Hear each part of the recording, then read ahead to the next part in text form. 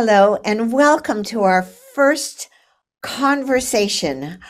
Our goal in these podcasts is going to be to explore many principles, everything from education of young people to music with young people to how we can help equip parents, teachers, childcare workers, literally anyone that has an interest. So I want to introduce as our very first guest a dear friend and consummate professional, Dr. Deforia Lane from Cleveland Heights, Ohio.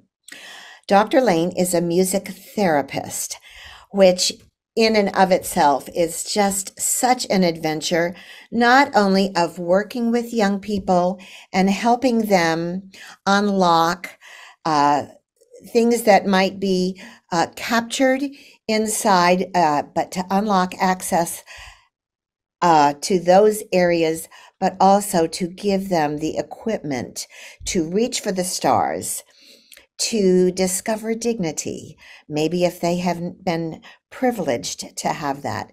So let me welcome Dr. Lane. It's so good to see you.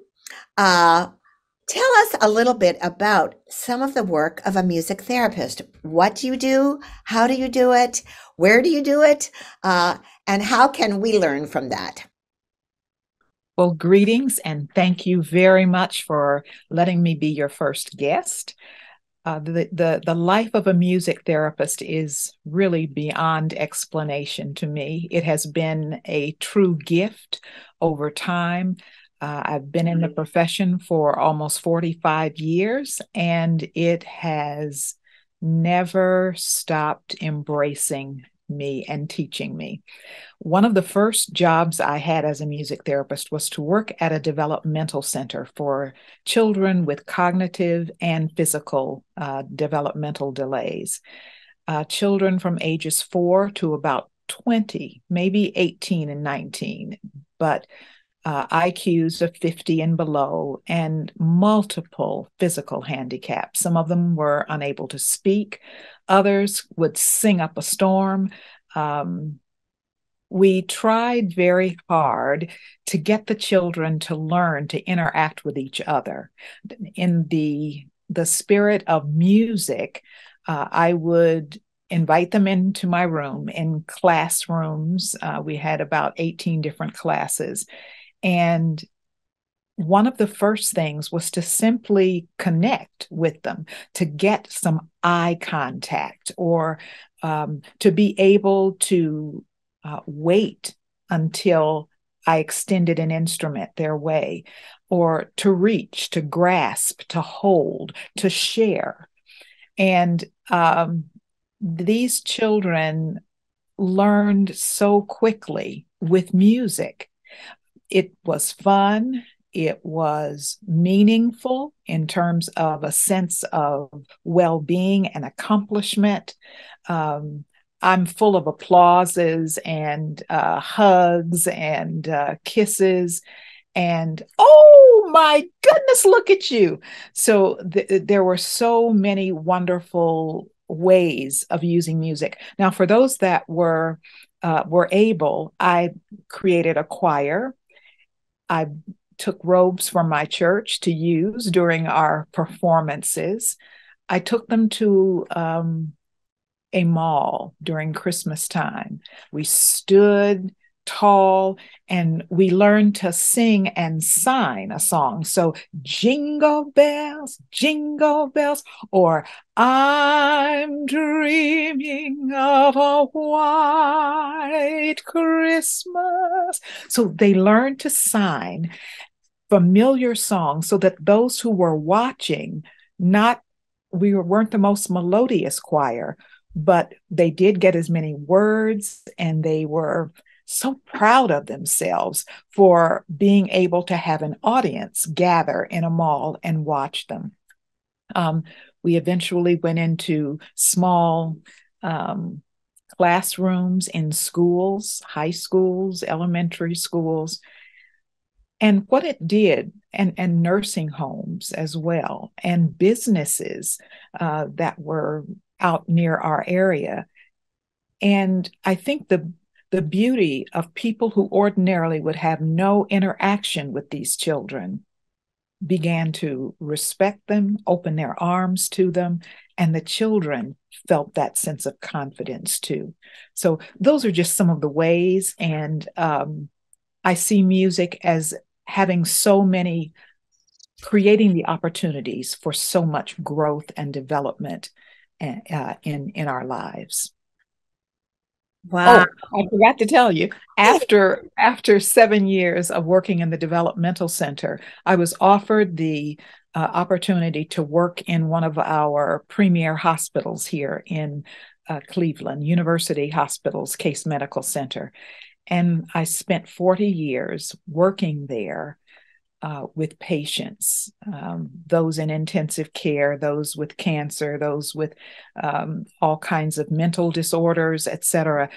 And so my heart has seen how music can make a strong difference.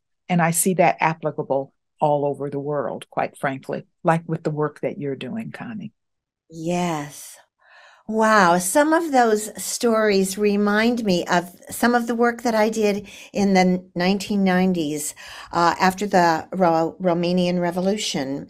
And I went and did work with abandoned children and those that lived below the pavement in the streets. Uh, wow, it just sounds so incredibly familiar and so powerful. Wow, many things that I've not had the privilege of doing, but that inspires me to do more. Uh, One of our shared passions, and one of the things that we've talked about a lot, has been the essential nature that music plays in the development of young people and children. And when I say that, I talk about specifically music participation. I think one of the disservices that we have done, particularly in America, is we have made music appreciation about music. And so the children study about, and it just becomes another memorization of facts, quite boring, not very engaging. And so when we talk about it, we're not talking about information, but we're talking about the essential nature of music participation. Like you talked about, reaching out, taking an instrument, being in a choir, signing, all those things are very active engagement participation activities. And we've shared sort of our concepts of the essential nature of music participation for young people and youth. When you think of today globally and what's happening in terms of refugees and special needs and some of the residual impact of the isolation of the pandemic, how how do you see the essential nature of music participation intersecting with that? Mm. Music is with us from first cry, even before first cry, to our last breath. It's an innate part of who we are. Sound and rhythm occur through the uterus right into the baby's development. So before a child draws their first breath, they have been exposed to the rhythm of the mother's heart, the sound of water and movement in her belly, the sound of her singing or humming or listening to music outside before the baby is born. Once we're here, believe it or not, we have already developed a a lingering toward, a liking of certain kinds of music because we've been exposed in the womb to them. I remember a child born much too early, and I had sung to the child in utero. Um, the mother was admitted into our hospital, brain dead, and they wanted to maintain her body until the baby could be safely delivered. And they asked me to see the baby on a regular basis, literally through the womb. And I would sing to it songs that I thought were what a child would hear from their own mother. And the faster I'd sing, that baby's heart rate would increase. If I sang something very lullaby-ish and slow, the opposite would happen. And when the baby was born and taken to the neonatal intensive care unit, one of the things that happened was babies are very stressed. Their oxygenation level drops. They have a scrunch face, or they thrust their tongue, or they splay their fingers. All of those things show stress in a baby. And of course, you don't want that to happen. So one of the things I would do is just simply lean over and begin to sing the same songs that I had sung prior to that child being born. He's got the whole in his hand. And believe it or not, that child would quiet. No more scrunch face. The breathing would settle. Now, if things like that can happen for a newborn, think of how we can use music to bond once we are in school or in an orphanage or in a choir. And one of the ways happens to be the familiarity of the music that we've heard brings back memories. So it starts our cognitive ability to think and remember and to express what we were feeling. It brings back the same feelings that we were having during that time, too. So with children, using instruments, using movement and dance, using the words, changing the words, can really be a means of communicating and collaborating together. Wow. You know, I hear two things as you describe that. I mean, much more than two things, but I know one of the stereotypes that I've dealt with for many, many years has been this myth that some children are musical and some children aren't. And what I hear you saying is what I've preached, and that is all children have music inside. I remember in the 1990s when I was challenged to do some research on brain development in children, and worked a little bit with the some of the research of Dr. Lawrence Kohlberg from Harvard. And his hypothesis was, if we sang to our babies rather than speak to them, they would learn to sing before they would learn to talk, because music would be their most natural language. And I hear you bringing that principle to life. And yes, singing to our babies before they're born, and then observing and seeing exactly what you saw at that neonatal intensive care unit. When you sang more slowly and more quietly, it quieted them, or you could accelerate their heartbeat. And you know, is it true? Would it be accurate to say that exactly what you have observed in babies, we can observe in young people, and to a very huge degree, some of the stresses that the young people today are facing? And you listen to any newscast, and they talk about the wellness, the well-being slash the mental health of our young people, that this would be an essential ingredient and can in many ways adjust their behaviors. Would that be an accurate assessment? I definitely think so, Connie. There's this sense of um,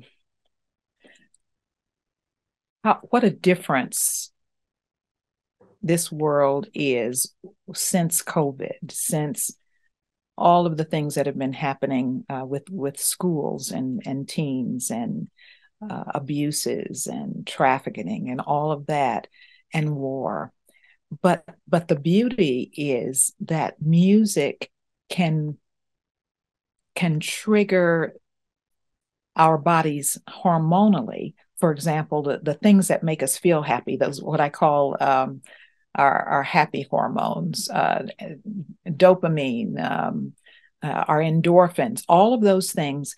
If you use music to create the environment around you, if you have a group of children in front of you in a classroom, in an orphanage, in a church, the music is the glue, the key. And to create the means for a child to repeat after you, to modulate. We know that takes the body in a whole different place. To discuss the words, I call that lyric analysis. What do you think this means? Or can you sing this line as though you are excited? Or can you sing this line as though you really want to convince someone to listen? Can you sing it in a way that brings you joy? Can you sing it in a way that makes you want to be still and quiet and calm? Giving these opportunities through music can do wonders. They can open doors that kids don't want to talk about things so much, but you put a song in front of them. You tell them to name what they have created. You create your own song. Take out the words of the way it's written and put your own in, and watch what that does to a person's creativity and their ability to express who they are.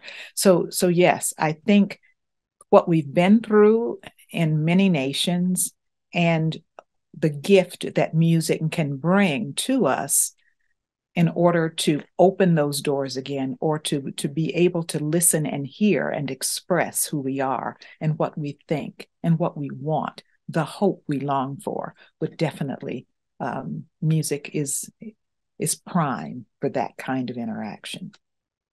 Wow. So I'm hearing that given the set of where we are today with our young people and their needs, another very strong feature of music is that it can bring community, and children that sing together, belong together, or children that are in the same music ensemble, whether it's playing a bunch of guitars together or even something as, I don't know what the right word would be, but something like boom whackers. That's maybe not the highest quality music, instrumental music in the world, but it does build community, and it's a shared rhythm and a shared expression. How powerful that is. For the last 2 years, Music Camp International has been piloting a virtual program that really was born as a result of the pandemic.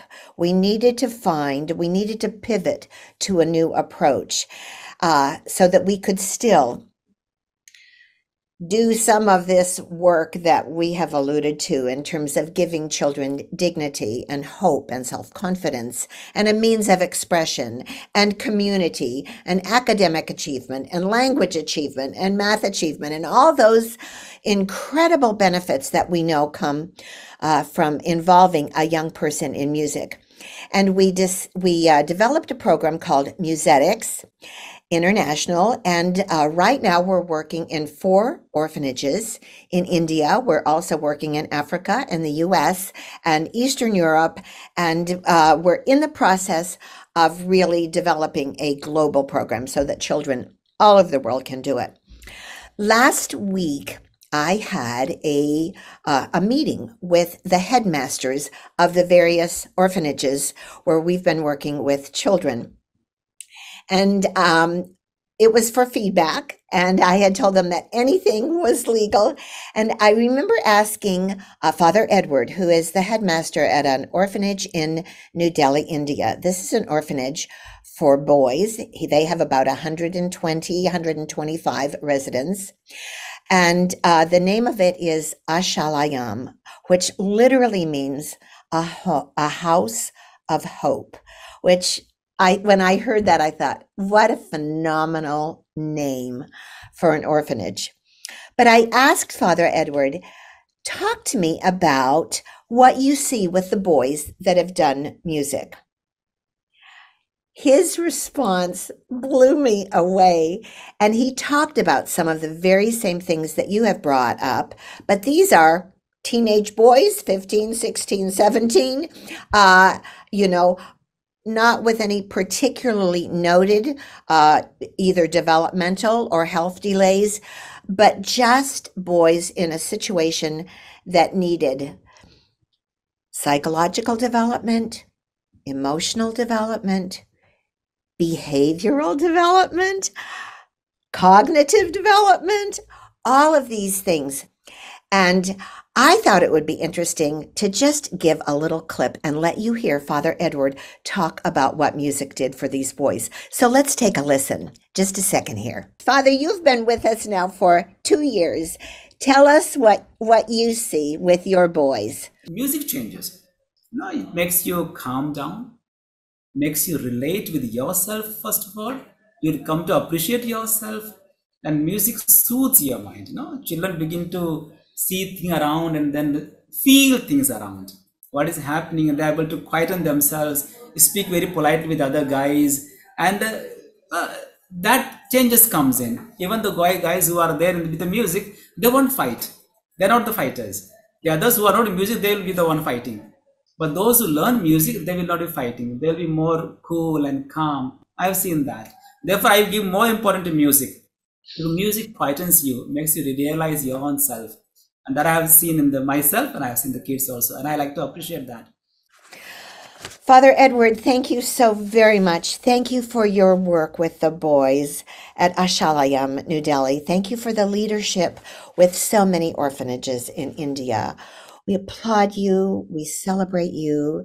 I know, speaking for myself, it is an honor to work together and to feel that there is a small way that we can support you with music and these boys. So thank you. Dr. Lane, let me ask you one more question. When we were talking last week, you made a statement that I found so interesting, and I'd like you to help me unpack that a little bit. You said to me, people respond best to the music they like most. Can we look at that from the perspective of a parent or a teacher or a headmaster at an orphanage or a coordinator for refugee activities? We have so many, 27.5 million refugees in the world today. Music Camp International, Musetics International, Canticum Novum International are making those groups a focus of our work. What are the implications? Unpack that just a little bit for me. Goodness. Starting with parents, that was one of the populations you mentioned. We as parents want so much to be able to communicate with our children. And the way we do so changes over the years. I can't talk to my 30-year-old child like I could my 3-year-old child when he was 3. So I think learning to grow and use music to suit the time and the purpose is key. Yeah, as a child, I would like to be able to teach my young one to calm, to self-regulate, to be able to calm himself, to feel less anger if he wants to strike out or if he isn't pleased. And by using music, I remember my son at 5 getting ready to go off to school. for the first time. He was a bit intimidated, and I remember singing, creating the song right on the spot. Martin's not a baby anymore. He's going to kindergarten. Martin's not a baby anymore. He's going to kindergarten. Not a baby school, but a big school. And and he loved it. He marched out, of the house together with us, and we took him to school. He remembered that. Martin is 50 now, and he remembered that and uses it with his own children as they begin school. Oh, Another teachers, I think, have a variety of ways and moments where they can use music. The cleanup song when you think it's time to go, it's time to get ready, or when a child enters a classroom. I saw this beautiful clip. I could screen share, show it to you now.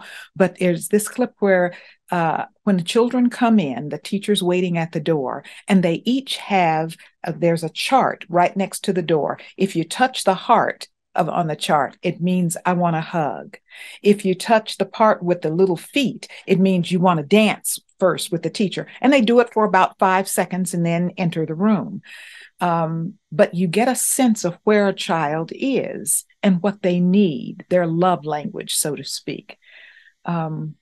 And in terms of headmasters, I think like teachers, like parents, we are able to observe the state of mind that a child is in. And if it needs comfort, if it needs encouragement, if it needs a sense of I could say, let's say confidence. A child is less confident, and they really need some bolstering. I believe we can use music and rap. Your example earlier is one of the ways that children respond best, because they like it. They give way to its message. And of course, the beat and the movement all are very, they embrace you. They just kind of take over. When you can involve your mind, your body, your heart, then you have come full circle with using many of the components of music to help you go from point A to point B. I think it's a gift. It's a true gift. And used with intention, it can be significantly important in a child's life. oh. Thank you so much. And I think that we have just scratched the surface today, looking and exploring really the essential role that music plays in our young people. I will tell you that just in my years of doing it, and I've also been doing it in the 40-year category, I have seen children who were literally afraid of their own shadow and were so shy develop a confidence and a dignity. Sometimes it's made them cry. I've had children literally achieve musically, and they begin to cry because somebody somewhere in their history had said, you can't sing, you're not musically inclined, you need to go do this. And they had wanted to sing. I've worked with orphans and children from just horrific situations. In fact, really, I think it was about 2 weeks ago, my cell phone rang in the middle of the night, 3 a.m. And it was a young man who is now 31. When I worked with him in music camp, he was 11. And I did manage to ask him if he could get in touch with me the next day, because I would be more coherent than I was at 3 in the morning. We've reconnected on several things. And what he said to me was, Miss Connie, you have to know that music camp changed my life. And every night before I go to sleep. Now, this is 30 years later. I still sing the songs that you taught me in music camp. And one was a Mozart piece in Latin. I mean, go figure. Ave Verum Corpus. And another was a spiritual set down servant. And another one, the one that he always ends with, is the Lord's Prayer. In Romanian, that's Tata din cerul, our Father in heaven. And you think of that doing exactly what you've talked about tonight. It quieted him. It brought his inner being to a state of peace. And so many of our young people need peace, need to put aside anxiety, need community, need confidence. And so this podcast is just the beginning, and we welcome your feedback. We welcome your comments. You can always get in touch with me at connie@musiccampinternational.org or connie@canticumnovuminternational.org. Any way that you get in touch with us, we would be thrilled to hear from you. We would be thrilled for you to share the podcast. We're going to be doing different things. We'll be having conversations. We also have thought of possibly doing one with just some resources, some fun things that you might be able to play and do with the children. We might be demonstrating some breathing exercises, because I know that Dr. Lane has found that to be very effective. So thank you. And we will look forward to seeing you next time. Dr. Lane, thank you so very, very much. I've learned so much. You've inspired me. You've opened up all kinds of new ideas, horizons, and all for the welfare, the well-being, the wellness, and the positive impact on our young people today. Thank you so very much. Thank you, Connie. It's been a pleasure. There's a truth in